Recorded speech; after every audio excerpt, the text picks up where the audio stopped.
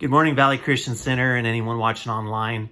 I wanted to greet you this morning, let you know I'm doing very well, but just to kind of give you a synopsis of what's been going on. On June 24, I came down with 104-degree temperature, and we fought that at home for 8 days before going to the emergency room. I spent a day in the emergency room severely dehydrated, and they hydrated me with a couple liters and sent me home.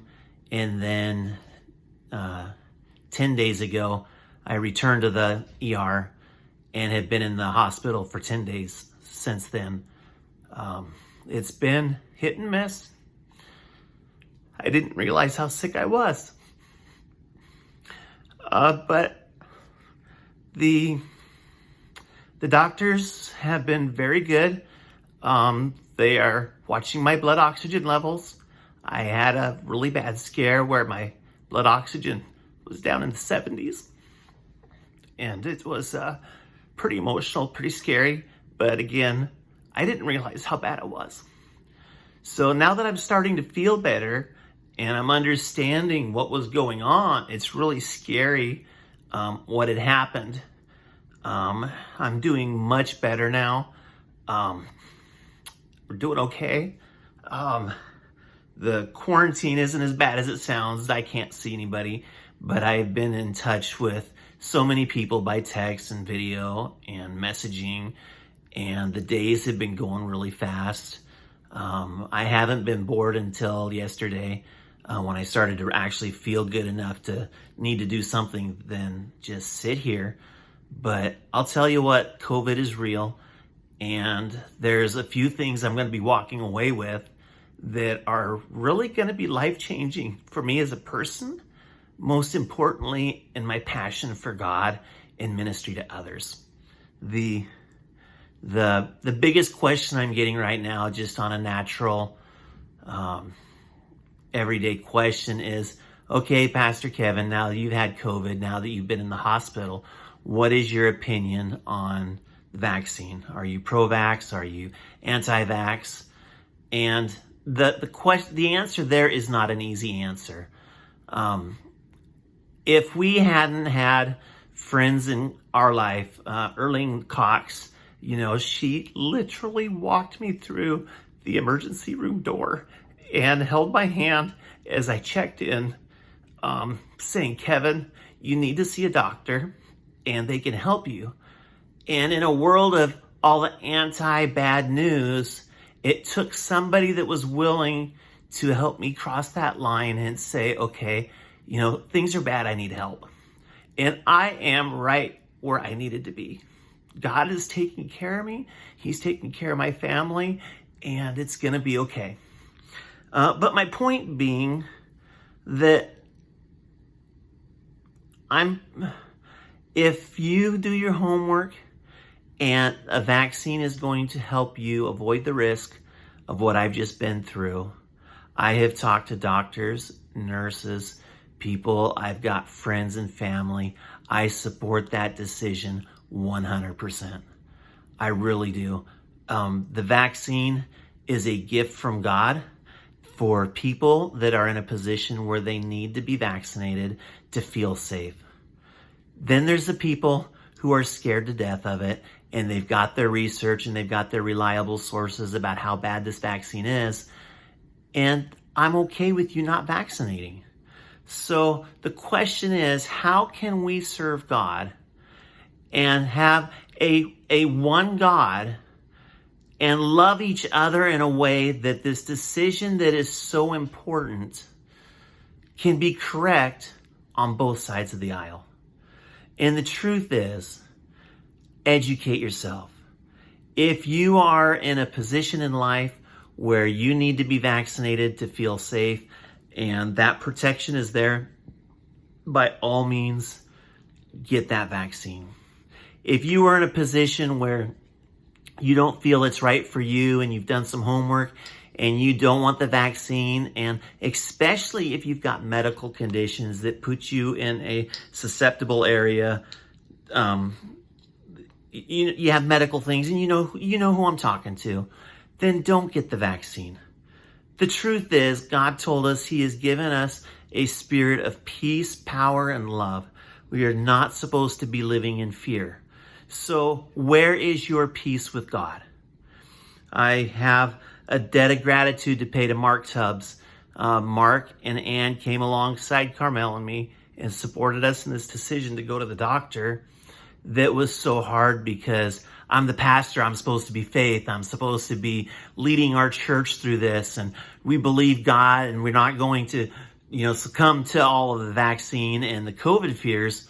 But let me tell you what, that vaccine is there for people that will keep them safe. I do not have a problem with it. I'm not saying give it to your children. I'm not saying take it out of fear. If you're making a decision based on fear, then let's deal with the fear part of this, not the knowledge part of it. And then we need to love each other regardless of who does it and who doesn't. And that's where my passion is right now, because the hardest thing that we had to fight for me to go to the hospital was anti-vaxxers who are so passionate that there are just bad things coming out of it. And the truth is, the Bible teaches us that no evil shall come before us. No evil.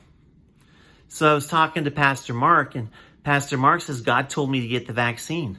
He goes, I was anti-vaccine. I wasn't going to do it. He goes, but I was praying about it, and God told me to. And so I questioned him. I was like, well, why would God tell you to do it? And he goes, Kevin, the day that I got that vaccine, doors of ministry opened up for travel, and I was able to go places that no one else was going because I had already been vaccinated. Do you understand that God loves every single one of us? He does not want us to be divided because we are pro-vax or anti-vax. He doesn't want us to make a deal and be fighting, because in our moment of need, Carmel and me, our moment of need, we needed somebody that could support us in this decision and say, Kevin is sick. Kevin is really sick. We didn't want to go to the hospital, but I needed to be here. And an interesting result of this experience has been that I have drawn closer to God in ways that I can't explain. It is going to change who I am as a pastor. It's going to change my voice and my confidence because of what I've been through. And I want you to know I love you guys. I love you people. I cry now that there's been such division. I hope that I can bring a message of unity, that it's okay for one person on this side of the aisle to get this vaccine, and it's okay for this person not to, as long as you do it from an educated point of view, not out of fear. Where is your peace with God? But I'll tell you what, in those moments when my life was really, it was tight, I drew close to God in ways that I've never drawn close to God before. And I want to see our church draw close to God. I want to see our people desire after God, not a political agenda, not a health agenda. I want to see us going after God in such a way that it's like, God, even if I lose my life to this, I want to know that I have served you well. I want to know that I have worshiped you well. I want to know that you have been an amazing God. And that desire to worship the King of Kings and live in the peace that he is giving me is more important than any message on COVID, any message on vaccines, anything. Can you love God through the fear? Because that's what this is all about. My first doctor when I came in the hospital was an Indian doctor. And he told me, he goes, Kevin, this is a mind one. If you can keep your mind strong, you will conquer it. But if you give up in your mind, then it's going to beat you. You have to keep your mind straight. And I never told him I'm a pastor. I just thought it was interesting that his point of view is really what you're thinking. And again, God has not given us a spirit of fear, but of power, of love, and a sound mind. So the unity of worship, the relationship with God has changed through this. And I believe I have a strong relationship with God, but it's nothing like it is now. Those moments when you're just crying out to God and you're realizing that who I am as a pastor has just changed. Because there's a voice now and a confidence and an ability to say that, God will direct each person for their best physical interest. And we both can love God.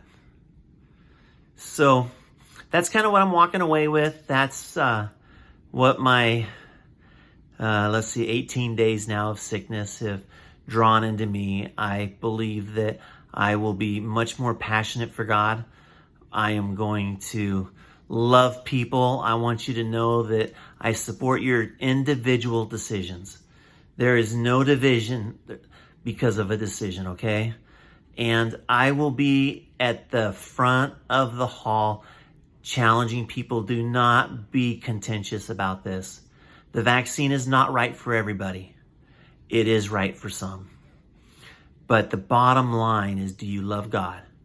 Are we taking care of what God has called us to do and be passionate about God? Can I draw you into a worship set just loving on God because he's giving us peace? Well, without any further more ado, it is an honor to introduce Linda as our speaker today. I'm super, super excited. I know we're not supposed to be joking about it being her farewell tour, but Linda's life has also changed this week as her house was packed up and the movers came in and moved everything out. She's officially, quote, homeless. I think she's kind of enjoying that little mantra there. And Linda's not going anywhere too fast, but she is moving on in this stage of life. And Linda's been attending our church for 16 years. Linda's been an amazing, amazing part of it. And when I took over as pastor, I asked her to be a prayer warrior. And I couldn't have had a better prayer warrior. And I know that it's not going to stop regardless of where Linda is. Linda's daughter, Shauna, has been very instrumental and helpful. And she's been touching base with Carmel and kind of helping Carmel through the process as well. And so there's just a unique tie-in with Linda and her family. A very special relationship. Linda, I wish I could be there to listen to you, but I guarantee you I'm watching you online right now. So without any further ado, Linda, we love you. Thank you for your words.